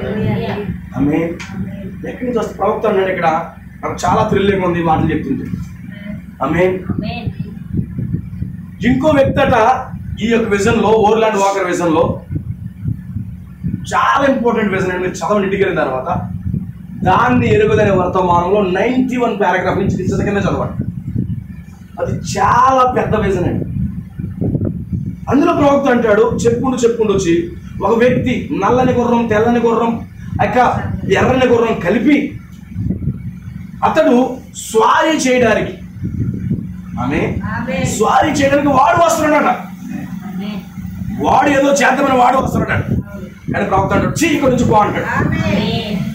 అప్పుడు ప్రవక్త మాట అంటాడు, దేవుడు వధువు స్వారీ కొరకు, రెండవ స్వారీ కొరకు దేవుడు అభిషేకించకుండా ఎవడు ఈ స్వారీని చేయలేడు అన్నాడు. ఇప్పుడు దావీదు యొక్క అన్నదమ్ములందరూ కూడా స్వారీ చేయడానికి ముందుకు వచ్చారు లేదా? కానీ వాడు అన్నదమ్ములందరినీ పక్కన పెట్టాడు. కానీ ఈరోజు కూడా కనీసం అభిషేకించబడకుండా స్వారీ చేద్దాం అనుకుంటాం. అలాంటి వాళ్ళకి ఏమాత్రం అభిషేకం ఉండదు. కానీ దావీదు వచ్చాడు. దావీదుని సమయంలో ఆ గొప్ప స్వారీ కోసం అభిషేకిస్తాడు. అర్థమవుతుందా? ఈ రోజు మన ప్రవక్త వర్తమానం మనలను ఆ రెండవ స్వారీ కొరకు అభిషేకిస్తాడు. స్తోత్రం కలుగుతుంది. ఆ రెండవ స్వారీ కొరకు ప్రవక్త వర్తమానం వాళ్ళు అభిషేకిస్తారు. లిసన్ బ్రదర్స్, అందుకే దావీదు ఏం చేశాడు? అభిషేకం పొందుకున్నాడు. అతనిలో రోషం ఉంది, అతనిలో పట్టుదల ఉంది. నేను సహజాతీతమైన కార్యాలు చేయాలి. సాధారణమైన కార్యాలు అందరూ చేస్తా. నేను సాధారణమైన కార్యాలు కాదు, సహజ అతీతమైన కార్యాలే చేయాలి. అందుకే దావీదు ఎప్పుడైతే అభిషేకం పొందుకున్నాడో అతను సహజాతీతమైన కార్యాలు చేయడం మొదలుపెట్టాడు. స్తోత్రం కలుగుతుంది. హల్లెలూయా. ఆయన అడుగులోకి వెళ్ళినప్పుడు సింహాన్ని చీల్చాడు. సహజాతీతమైన కార్యం. వెంటనే సింహాన్ని చింపలను ఫ్లెక్స్ చేసుకున్న ఊరు బయట సింహాన్ని పిలిచినటువంటి దావీదు, దాని వెనకాల 4 ఫోటోల కింద దావీదు అన్న ఫాలోవర్స్. హల్లెలూయా. ఒకవేళ సింహాన్ని కానీ ఎవరైనా చీల్చడానికి ఇవాళ పాస్టర్ ఇటు పెద్ద కాదు వేసుకుని, ఇలా పెద్ద సూట్ వేసేసుకుని ఇలా నిలబడతాడు. ఇలా నిలబడి సింహాన్ని చీల్చిన Vijayanna followers, I for God YouTube channel, దాని వెనకాల 10 మంది ఫోటోలు వేసేసుకుని సెంటర్లో కూడా ఎత్తారు. తెల్లవారినప్పుడు ఫ్లెక్స్ ఉంటుంది. కానీ సహజాతీతమైన కార్యాలు చేస్తున్న దావీదు అసలు సింహాన్ని చంపడన్న సంగతి తన సొంత అన్నదమ్ములకి తెలుసంటారా? తెలుసా? సొంత అన్నదమ్ములు తెలుసా? అభినాదాబు, ఎలియాబు, అలా 7 ఉన్నారు ప్రభుత్వం. ఎవరికీ చెప్పలే. రహస్యంగా జరుగుతూ ఉన్నాయి. ఎందుకొరకు? తన సహజాతీతమైన కార్యాల కొరకు దావీదు అభిషేకించబడ్డాడు. ఆమె ఒకరోజు ఎలుగుబంటి వచ్చింది. ఆమె ఎలుగుబంటిని చీల్చేశాడు. అవునా? హల్లెలూయా. నేను ఎలుగుబంటిని చీల్చేశానని చెప్పేసి మల్కీపురం సెంటర్లో పెద్ద ఫ్లెక్స్ పెట్టాడా? ఎలుగుబంటిని చీల్చిన దావీదు. ఆమె దావీదు ఫాలోవర్స్. ఆమె ఆ ఫ్లెక్స్ పెట్టినట్టు మళ్ళీ దావీదు మందు పట్టి ఇవ్వాలి పాస్టర్ గారు. ఒకవేళ అలా పెడితే అవునా కదా? ఎలుగుబంటిని చంపడన్న సంగతి తండ్రికి గానీ కొడుకులకు గానీ ఇజ్రాయేల్ ప్రజలకు వరకే తెలుసు. రహస్యమైన కార్యాలు దేవుడు దావీదు ద్వారా జరిగించారు. నా ప్రియమైన సోదరులారా, గమనించండి. వాచ్ చేయండి life. Don't share with anyone. నీకు ఎవరితో చెప్పకూడదు. ఈ చివరి దినాల్లో నీకు రహస్యముగా ఆ 3వ ఈడుపు కార్యాలు, సహజాతీతమైన కార్యాలు మీ లైఫ్ లో జరగడం ప్రారంభించబడతాయి. ఎప్పుడో అంటలేదు నేను, దేవుడు ప్రారంభిస్తున్నాడు అంటున్నాను. నువ్వు వచ్చే నీ లైఫ్ లో దేవుడు ఎలా ఉన్నాడు? నువ్వు వాక్యానికి ఖైదీ అయిపోతా ఉండు, దగ్గర అయిపోతా ఉండు. నిన్ను ఎవరు గుర్తించకపోయినా పర్వాలేదు, నిన్ను ఎవరికి నీ ఫ్లెక్స్ కొట్టమని పర్వాలేదు, నువ్వు సంఘంలోకి వచ్చి నిలబడి సాక్ష్యం చెప్పక్కర్లేదు. ఆమె నిన్ను ఎప్పుడు సినిమా తీసుకురావాలని సినిమా తీసుకురా. ఎలుగుబండి అని చెప్పాలన్న సంగతి సొంత తండ్రికి తెలియదు, అమ్మకు తెలియదు, అన్నలకు తెలియదు, సైలెంట్గా ఉన్నాడు. ఆమె అవునా కదా? అడుగు పందిని చంపితేనే పెద్ద పెద్ద ఫ్లెక్స్ వేస్తారయ్యా. సింహం అడవికి రాజు ఏం చేశాడు? ఆఫ్టర్ చీల్చి చంపేశాడు. అవునా కదా? ఏం చెప్పుకోలేదు. ఏడు స్తోత్రకాలు ఒకవేళ చెప్పుకున్నా దావీదు రావడం నమ్మడం. నువ్వెంత నీ బ్రతికెంత, నీకు 3వ ఈడుపు కార్యాలు ఏంటి రా పక్కన, నువ్వు సహజాతీతమైన కార్యాలు ఏంటి అంటాడు. ఒక సింహాన్ని చంపడం సాధారణమైన విషయమా? అది సహజమైన విషయమా? కాదండి, సహజాతీతమైన విషయం. బట్ ఎక్కడ చెప్పట్లేదు. నీ కుటుంబంలో దేవుడు నువ్వు అభిషేకించబడుతున్నప్పుడు ఆ 3 ఏడుపు కొరకు దేవుడిని అభిషేకిస్తున్నావు. నువ్వు సిన్సియారిటీగా, ఖైదీగా వాక్యం అని ప్రేమిస్తూ వాక్యానికి బందీ అవుతున్నప్పుడు దేవుడు నీ జీవితంలో, నీ కుటుంబంలో అలాంటి గొప్ప సృజనాత్మకమైన కార్యాలు నీ లైఫ్ లో చివరి దినాల్లో ప్రారంభిస్తాడు. జాగ్రత్త చూసుకోండి. వాటి కొరకే మనం ఎదురు చూస్తున్నాం సోదరులారా. అవే జరగబోతున్నాయి, జాగ్రత్త. అవే జరగబోతున్నాయి, చాలా కేర్ఫుల్ గా ఉండండి. దావీదుకి తెలియదు, దావీదు ఎవరికి చెప్పుకోవట్లేదు. సింహాన్ని చంపడం మాటలేంటండి? ఆమె పెద్ద హీరోని చేస్తారు, అది పట్టించుకోలేదు. అయినప్పటికీ సాధారణంగా తిరుగుతున్నాడు. ఆమె ఒకవేళ ఈ కాలంలో ఒక సింహాన్ని చంపితే ఆమె Suman TV, Zee TV, TV9, NTV, RTV, ABN, ఆమె ఈటీవీ, సాక్షి టీవీ, మీరు ఎలా చంపారండి? మనోడు ఇంటర్వ్యూ చేసి అనవసరంగా చంపాను రా బాబు అన్నంత వరకు వాళ్ళు చేస్తారు. అవునా కదా? అనవసరంగా చెప్పాను రా బాబు అన్నందుకు ఈ న్యూస్ ఛానల్లో అంత బాధపడతారు. అర్థమవుతుందా? అయ్యి బాబు అనవసరంగా చెప్పాను, నేను చంపకుండా దాన్ని వదిలేసి ఉంటే బాగుండు. అవునా కదా? ఎన్ని ఇంటర్వ్యూలు చేస్తా, కానీ ఎంత గొప్ప కార్యం చేసిన సైలెంట్ గా ఉన్నాడు. ఆమె అయితే ఒక రోజు ఏం జరిగింది? సాధారణ వ్యక్తికి వెళ్తున్నప్పుడు ఆ యొక్క సహజాతీతమైన కార్యాలు బయట పెట్టడానికి ఒక రోజు వచ్చింది. సోదరులారా, ఈ ఫైనల్ డేస్ లో నీ సహజాతీతమైన కార్యాలు, హిడెన్ థింగ్స్, రహస్యమైన కార్యాలు, ఆ గుడారంలో జరిగే కార్యాలు బయటకు వచ్చే దినాలు వస్తాయి. వచ్చేసింది ఒక రోజు. ఎదురు నిలబడ్డాడు, గొలియాతు నిలబడ్డాడు. అప్పుడు చెప్తున్నాడు అన్నదమ్ములకి, అన్నా నేను సింహాన్ని చంపాను రా. ఆమె పైనుంచి కింద చూస్తాక అంత పొడవలేడు, ఇలా చూసావు, బాగా చంపో. ఎక్కడ నాన్న కొని ఇచ్చాడు కదా, అదేనా? సరే బాగా చంపాలి. మన కొనగా తీర్థంలో నాన్న అదేనా అనుకుంటారంట. దేవుడి స్తోత్రం కలుగుగా. ఊరు సింహాన్ని చెప్పండి, నువ్వు ఎంత నీ బతికెంత పక్కన ఉన్నాడు. సంఘంలో అలాంటి వాళ్ళు ఉండరు అనుకుంటారా? ఖచ్చితంగా ఉంటారు పైన. అందుకే ఆమె అందుకే ఎవరి వైపు దేని వైపు చూడద్దు, దేవుడి వైపే చూడు. ఫైనల్ డేస్ లో 3వ ఈడుపులో నిన్ను నిరాశపరిచే వాళ్ళు ఇస్తారు, నిన్ను కృప తీసుకోండి ఆగవచ్చు. అలాంటి సమయంలో నువ్వు చాలా జాగ్రత్తగా ఉండాలి. నువ్వు చాలా భయస్తులు, నువ్వు చంపకుండా నమ్ముతాను అలా రా, ఉద్రేకమైన పొత్తి కానీ ప్రత్యక్షత లేదన్నాడు అంటే వర్తమాన భాష మాట్లాడతాడు. ఈ లోపల అతను అనుకుంటాడు నేను చేయలేదా, కృంగిపోయినా. చాలా నిరాశ వస్తారు. కానీ దావీదుకి తెలుసు సింహాన్ని చంపాడు, దావీదుకి తెలుసు ఎలుగుబంటిని చంపాడు. అయితే ఒక రోజు వస్తుంది, చెప్పుకునే రోజు వచ్చింది. అన్న నేను చంపాను రా, ఎలుగుబంటిని చంపాను రా, హల్లెలూయా అనుకుంటారంట. చాలా మంది జోక్స్ చేసుకుంటారంట, దావీదు ఎలుగుబంటిని చంపాడంట. ఇంతకాలం భయపడుతుంటే మంచి జోకులు వేసారు రా బాబు, రిలాక్స్ అయ్యాం. ఆయన చూసి మాకు ఊపిరాడతలేదు, దావీదు వచ్చి మంచి జోకులు వేస్తున్నాడు రా బాబు అన్నట్టుగా ఉన్న పరిస్థితి. అంటే వధువు చేసిన కార్యాలు ఆ ఒత్తిడి సమయాల్లో ప్రజలకి జోక్స్గా కూడా ఉంటాయి. అర్థమవుతుందా? నీకు రహస్యంగా దేవుడు నీతో జరిగించిన కార్యాలు ప్రజలకు ఇప్పుడు చెప్తే నువ్వు జోక్గానే ఉంటాయి. కానీ ఒకనొక టైం వస్తుంది, ఒక్క అవకాశం ఉన్నాగా అంటున్నాడు. హల్లెలూయా, అవకాశం ఉంది అన్నాడు. ఇచ్చారు ఒక అవకాశం. ఇప్పుడు ఏం చేశారు?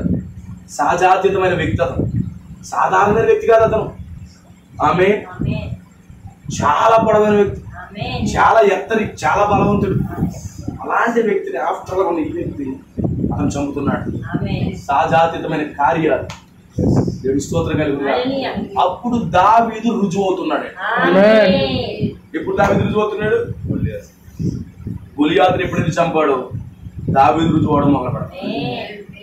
అభిమన్యు సోదరులారు, ఇప్పుడు మూడింపు కార్యాలు ఉలోమండ సీన్లో కనపడతానుకో, నీకు వ్యక్తిగతంగా దేవుడు కొద్ది కొద్దిగా విశ్వాసాన్ని పెంచుకుంటూ ఒకరోజు బహిరంగంగా అసలు నిన్ను గుర్తించేటట్టుగా దేవుడు అద్భుతమైన కార్యాలు చేస్తాడు.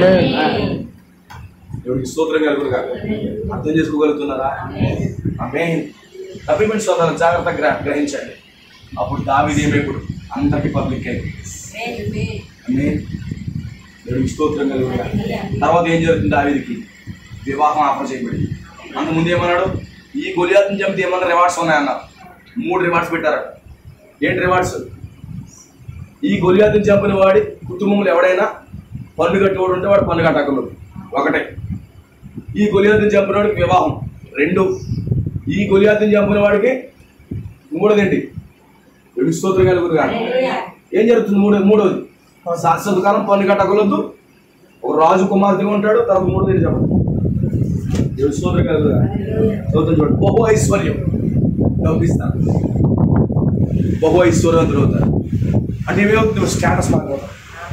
ఎప్పుడైతే నువ్వు 3 ఏడుపులు జరిగిస్తున్నావో, ఆ స్వాధీ చేస్తున్నావో, నీ స్టేటస్ మారిపోతావు. నువ్వు బహు ఐశ్వర్యవంతుడు అయిపోతావు. తర్వాత నువ్వు సింహాసనం వెళ్ళిపోతావు. దేవుడి స్తోత్రం కలుగునుగాక. నువ్వు పన్ను కట్టకూడదు, ఇంకా నువ్వు పాపమని పన్ను కట్టకూడదు, నువ్వు వెళ్ళిపోతావు. దేవుడి స్తోత్రం కలుగునుగా. అద్భుతమైన పిచ్చి దేవుడు. దాని కొరకే దేవుడు ఇప్పుడు అభిషేకిస్తున్నాడు. అందుకే వాక్యాన్ని నేను మిస్ చేసుకోవాలి. అభిషేకించబడుతున్నాడు. ఆ స్వారీని కూర్చిన అభిషేకం, 7 ముద్దలు కూర్చిన అభిషేకం. అందుకే సౌలుకి ఇచ్చిన అభిషేకం వేరు, సమూయేలు దావీదుకి ఇచ్చిన అభిషేకం వేరు. ఆమేన్.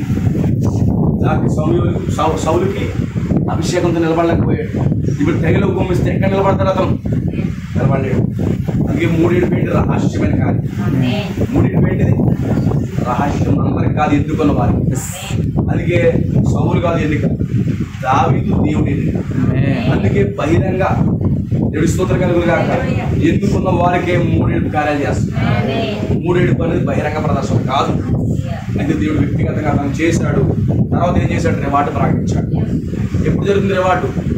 అందుకే 5వ అధ్యాయంలో చెప్తున్నాడు మత్తయి సువార్త, మీరు ఇంట్లోకి వెళ్ళిపోయి లోపల ప్రార్థన చేసుకుంటుంటే మీకు బహిరంగంగా రివార్డు ఇస్తారన్న. నడలేదా? అది గుడారపు దర్శనం. నువ్వు గుడారంలోకి వెళ్ళావంటే నెక్స్ట్ నువ్వు బహిరంగంగా వెచ్చించబడతావు. దేవుడి స్తోత్రం కలుగునుగా.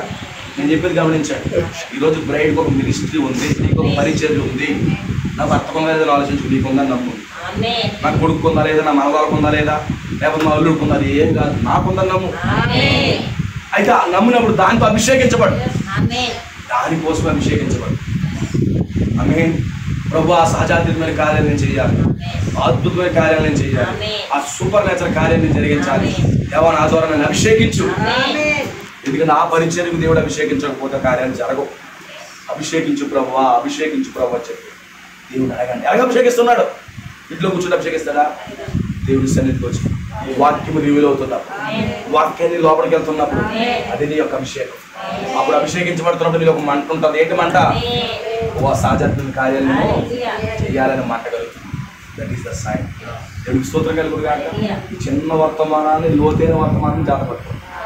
ఈ గడి వర్తమానం ప్రెసెంట్ అవర్ మెసేజ్ ఇప్పుడు ఆ పరిచయంలోకి వెళ్ళబోతున్నాం. మొదటిసారి history,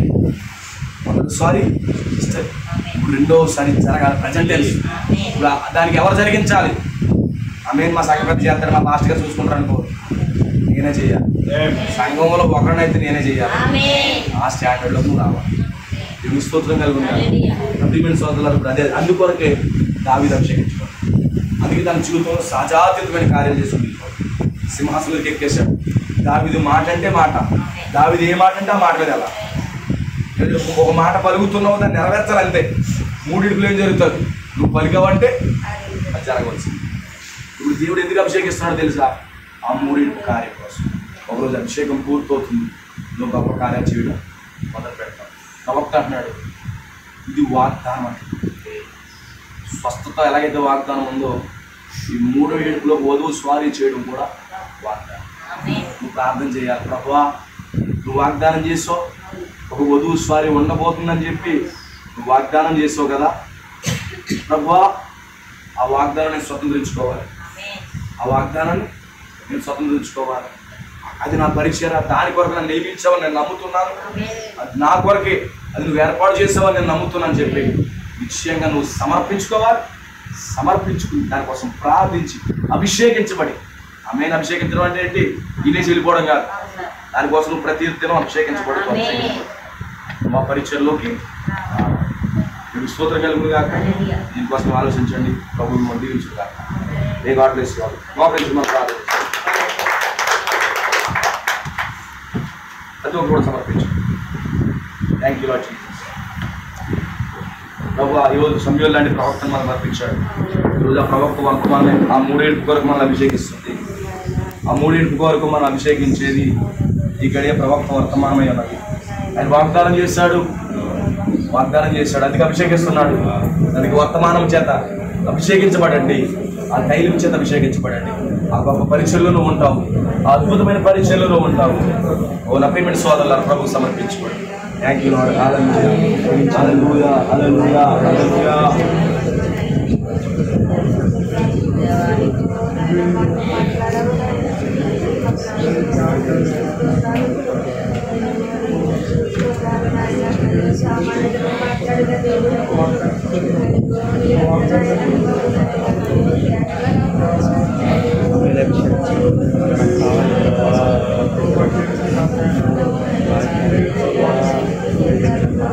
Thank you, Lord.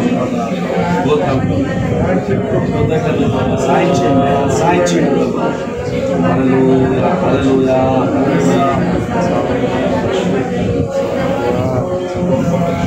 Betul Bapak సమర్పించు.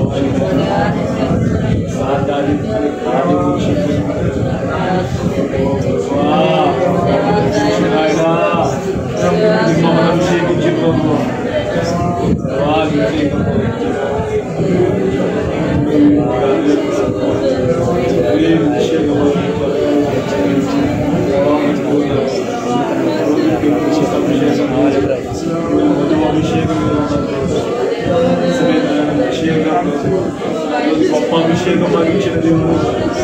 మనం పెందుకు అభిషేకం కాదుగా, బాప్టిస్ట్ అభిషేకం కాదుగా,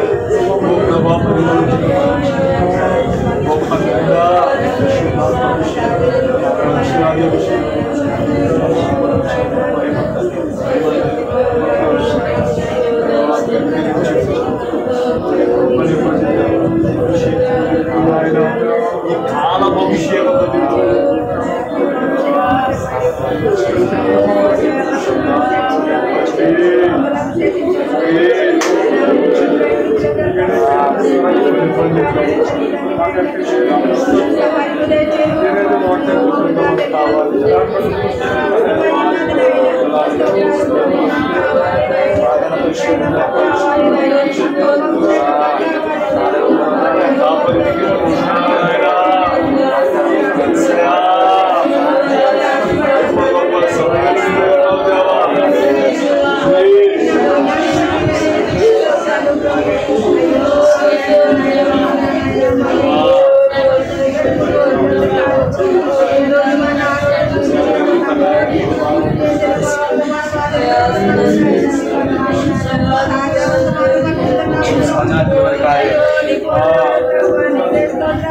సమర్పించుకోండి.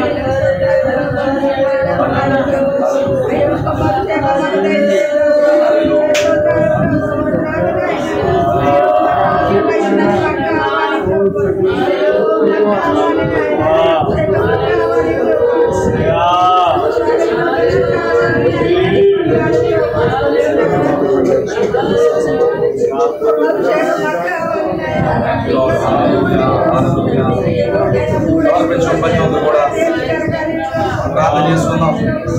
ప్రతి ఒక్కరు కూడా సమర్పించుకోండి. మనం ప్రార్థన చేసుకుందాం. భగవంతుని సోదరులు ప్రభాగా ప్రార్థిస్తారు. ప్రతి ఒక్కరు సమర్పించుకోండి. ప్రభా ఆ పరిచర్య కొరకు మమ్మల్ని అభిషేకించండి. దేవుడు అభిషేకిస్తున్నాను ఇక్కడ మీరు గుర్తించండి, అభిషేకించబడండి. వర్తమానం వస్తున్నట్టు తొలగించుకోవద్దు, వర్తమానం వస్తున్న పక్కదో పట్టించొద్దు. వర్తమానం మీ హృదయంలో అభిషేకించాలి. అభిషేకించడానికి ఆయన సిద్ధంగా ఉన్నాడు. మీరు అభిషేకించబడండి, నిర్లక్ష్యం వహించొద్దు, నెగ్లెక్ట్ చేయొద్దు, అభిషేకించబడండి. ఈ పరిచర్య దేవుడు ప్రారంభించబోతున్నాడు. మనం ప్రార్థన చేసుకుందాం. హల్లెలూయా హల్లెలూయా హల్లెలూయా హల్లెలూయా హల్లెలూయా. సర్వోన్నత స్తోత్రములు నాయనా, సర్వశక్తిమంతుడానికి వందనాలు చెల్లిస్తూ ఉన్నాం ప్రభువా. ఈ రాత్రికాల సమయంలో తండ్రి సేవకుల నుంచి దిగి వచ్చి ఆయన అద్భుతకరంగా మాతో మాట్లాడుతున్నారు తండ్రి. ప్రభు అభిషేకం ఎక్కడి నుంచో రాదు నాయన, సేవకుల నుంచి మాకు ఇస్తాను నాయన. నువ్వు ఇచ్చే బోధ ద్వారా ప్రభువా మేము అభిషేకం పొందుకుని నాయన ఆ 3 ఇడుపు కార్యములు ప్రభా, ఆ 2వ స్వారీ కొరకు నాయన మమ్మల్ని అభిషేకించమని ప్రభా రాత్రి కాలస్యం అడుగుతా ఉన్నాం ప్రభా. ఎంతమంది అయితే వర్తమానం విన్నారో ప్రభా, ప్రతి ఒక్కరు గ్రహించే ఆత్మను ప్రభా ప్రతి ఒక్కరికి దైత్యం అడుగుతున్నాను. ఆ 2 ఇడుపు కొరకు 3 ఇడుపు కొరకు నాయన ఆ 2 స్వారీ కొరకు ప్రభా ప్రతి ఒక్కరిని కూడా తండ్రి మీరు సంసిద్ధపరచండి నాయన. ఎన్నికలు ఉన్నవారు మాత్రమే ప్రభా గ్రహిస్తారన్నావు ప్రభా. రాత్రి కాల సమయంలో ప్రభా ఎంతమంది అయితే వర్తమానం వింటా ఉన్నారో ప్రభా, ఎంతమంది అయితే మిక్సర్ల ద్వారా వింటా ఉన్నారు ప్రతి ఒక్కరిని పురుగొలపండి నాయన. అందరూ కూడా వాక్యం కొరకు త్వరపడి వచ్చుదురు కాక నాయన. నేను వినుట వాళ్ళ విశ్వాసం కలుగుతారన్నావు ప్రభా. నీ మాటలు వినుట ద్వారా ప్రభా విశ్వాసం నుండి అధికమైన విశ్వాసంలోనికి మమ్మల్ని అందరూ నడిపించండి ప్రభా. పోతండి పెందుకోస్తే అభిషేకం మాకు వద్దు నాయన. వధువు కొరకు నువ్వు ఏదైతే అభిషేకించి ఉన్నావు ప్రభా, చివరి దినంలో ఆ యొక్క అభిషేకంతో నాయన అందరినీ కూడా అభిషేకించండి ప్రభా. రాత్రి కాల సమయంలో దేవా ప్రతి ఒక్కరు హృదయాన్ని కదిలించండి, ఒక ఉద్యమాన్ని ప్రభా ఆ యొక్క తండ్రి 2వ స్వారీ కొరకు నాయన మమ్మల్ని అందరినీ కూడా సంసిద్ధపరచండి ప్రభా. ఆ 2వ స్వారీ కొరకు ప్రభా గొప్ప అభిషేకం నాయన ఇస్తానని వాగ్దానం చేసావు నాయన. దాని కొరకు మమ్మల్ని సంసిద్ధపరచండి ప్రభా. మాలో ఉన్నటువంటి తప్పుడు ఐక్యతలన్నీ కూడా నాయన పూర్తిగా బయటకు పోరుగా క్రీస్తు ఖైదీగా ప్రభువా మమ్మల్ని మేము పూర్తిగా మీకు సరెండర్ అవుతా ఉన్నాం నాయన. మాలో ఉన్నటువంటి ప్రతి అవిశ్వాసం తీసివేయండి నాయన. నాయన ప్రతి విధమైన చీకటి శక్తులను ప్రభువా, అపవిత్రమైన ఆలోచనలు నాయన, మా తలంపులు ప్రభువా సమస్తాన్ని కూడా నాయన బయట తోలివేయండి దేవా. నాయన క్రీస్తు పూర్తి ఖైదీగా నాయన రాత్రి కాల సమయంలో పూర్తిగా సమర్పించుకున్నాం ప్రభా. మా సమర్పణ మీద మీరు దిగిరండి నాయన.